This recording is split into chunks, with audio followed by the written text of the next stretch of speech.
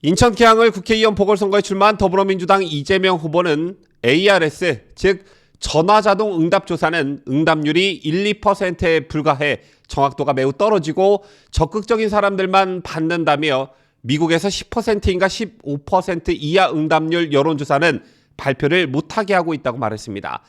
하지만 이 같은 이재명의 발언은 사실이 아닌 것으로 드러났습니다.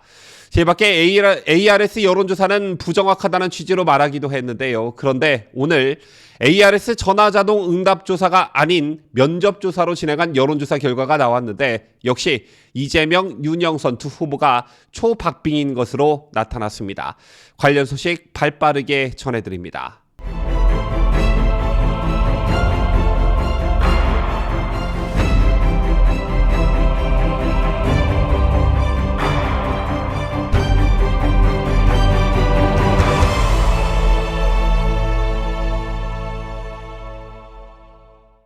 시청자 여러분 안녕하십니까? 뉴스데일리 베스트 민앵커입니다. 이번 지방선거와 함께 실시되는 인천 계양을 국회의원 보궐선거에 출마한 이재명과 관련해 구설수가 끊이질 않고 있습니다. 오늘도 역시 이재명과 관련한 동영상과 사진이 화제가 되고 있는데요. 국회의원 보궐선거 인천 계양을에 출마한 이재명은 지난 23일 계양구 일대 유세에서 한 시민에게 투표하면 이긴다며 이번에 이재명 지면 정치 생명 끝장난다 이렇게 말했습니다. 이 과정에서 이재명이 자신의 손으로 목을 긋는 신용과 함께 나온 끽소리에 웃는 김남국 민주당 선거대책위원회 대변인과 박남춘 민주당 인천시장 후보도 현장을 비추던 카메라에 포착됐는데요. 이재명은 지난 대선 선거운동 과정에서도 이번에 제가 지면 없는 죄로 감옥 갈 것 같다고 말해 논란을 일으킨 바 있습니다. 상식적으로 지은 죄가 정말 없는 사람은 저런 말과 행동을 하지 않죠. 당초 예상과 달리 인천 계양을 선거가 초박빙 양상으로 흐르면서 아무 말이나 막 내뱉고 아무 행동이나 막 하는 현상이 이재명이 가는 곳마다 벌어지고 있는 분위기가 역력합니다. 이런 가운데 이재명 더불어민주당 후보와 윤영선 국민의힘 후보가 초박빙 승부를 벌이고 있다는 여론조사가 오늘 또 나왔습니다. 여러분 아시다시피 인천 계양을이 초박빙으로 나오거나 혹은 윤영선 후보가 오차범위 내에서 앞서고 있다는 여론조사를 두고 친 이재명 시민단체가 여론조사 회사를 고발하는 일이 있었고요. 이재명도 해당 여론조사를 의식한 듯 ARS 조사는 부정확하다는 발언을 하기도 했습니다.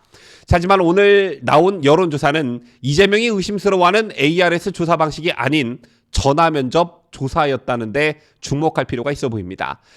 중앙일보가 한국갤럽에 의뢰해 지난 23일과 24일 실시한 여론조사 결과 이재명 후보는 45.5%, 윤영선 후보는 44.3%의 지지율을 기록했습니다. 이 후보가 1.2%포인트 높지만 오차 범위 내 격차를 보이고 있는 것인데요. 두 후보는 전체 지지율에선 큰 차이가 없었지만 세대별 지지율에선 차이가 컸습니다. 18세부터 40대까지는 이 후보가 앞섰고 60대 이상에선 윤 후보가 크게 앞섰는데요. 50대에선 두 후보의 지지율이 비슷했습니다. 앞서도 잠깐 언급해드린 바 있지만 이재명 후보는 한 라디오 프로그램에 출연해 ARS 조사에서 지고 있더라라는 건 포기하게 하기 위한 일종의 작전일 수 있다. 거기에 넘어가면 안 된다. 미국에서는 10%인가 15% 이하 응답률 여론조사는 발표를 못하게 한다며 워낙 악용이 많이 되기 때문이다. 이쪽 진영이 기분 나빠할 질문을 넣으면 탁 끊어버린다. 왜곡하기 쉽다. 이렇게 발언한 적이 있습니다. 그런데 전화면접 조사에서도 초박빙인 것으로 드러나면서 이재명이 할 말이 없어진 듯한데요. 이와 관련해 가짜뉴스 논란도 함께 벌어지고 있습니다. 앞서 보도해드린 이재명의 발언 중 미국에서는 10%인가 15% 이하 응답률 여론조사는 발표를 못하게 한다. 이 발언이 사실이 아니라는 것인데요. 결론부터 말하자면 우리나라와는 달리 미국의 경우 정부 차원의 별도의 여론조사 심의 제도를 운영하고 있지 않습니다. 미국 여론조사 협회에서는 여론조사 결과 발표 시 함께 공표해야 할 사항으로 자료 수집 방법, 날짜, 여론조사 발주처, 수행기간, 표본 크기, 데이터 가중치 부여 방법 등 11가지를 권고하고 있지만 여기에 응답률은 해당하지 않습니다. 별도 요청이 있을 경우에는 30일 이내에 확률 표본에 대한 응답률과 비확률 표본에 대한 참여율을 계산할 수 있도록 관련 정보를 제공하고 권고하고 있을 뿐입니다. 때문에 이재명의 발언은 거짓이라 할 수 있고요. 참고로 우리나라는 2014년 2월 개정된 공직선거법에 따라 현재 여심위인 중앙선거 여론조사 공정심의위원회를 출범시켜 선거 여론조사 기준 공표와 조사 결과 등록, 이의신청 심의를 통해 선거 여론조사 공표 보도를 일부 규제하고 있습니다.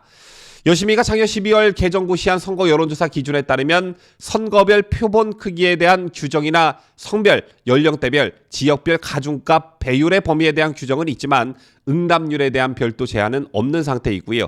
응답률에 대해서는 선거 여론조사 실시 시 응답률을 높이기 위해 노력해야 한다거나 전화조사의 경우 무선전화를 사용해 60% 이상 응답을 받도록 노력해야 한다 등의 권고 형식의 내용만 명시하고 있습니다.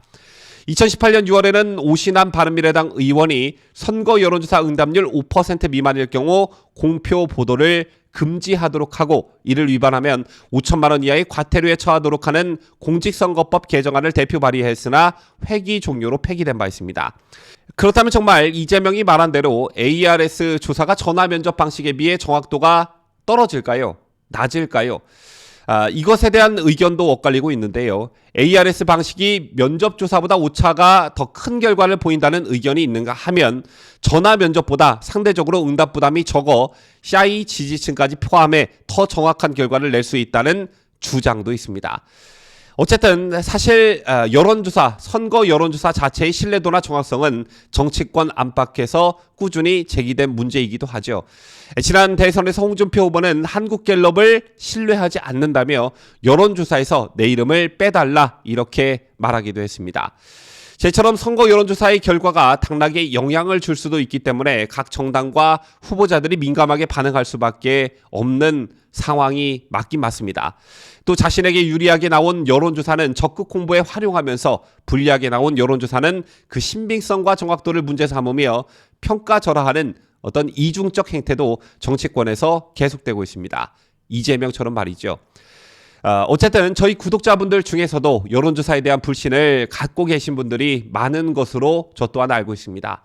저는 이런 충언을 여러분께 드리고 싶은데요. 여론조사를 믿지 마시고 투표장에 직접 가셔서 내가 찍은 표를 믿으시라, 이 말씀을 꼭 드리고 싶습니다. 현재 지방선거를 앞두고 발표되고 있는 여론조사를 보면 국민의힘의 압승이 예상되고 있죠. 여기에 자만하지 말고 꼭 투표장에 가서 한 표를 행사하시라.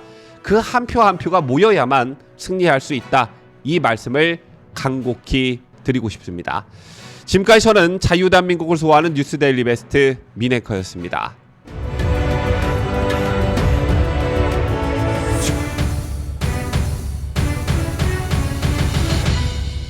함께해요. 뉴스데일리 베스트.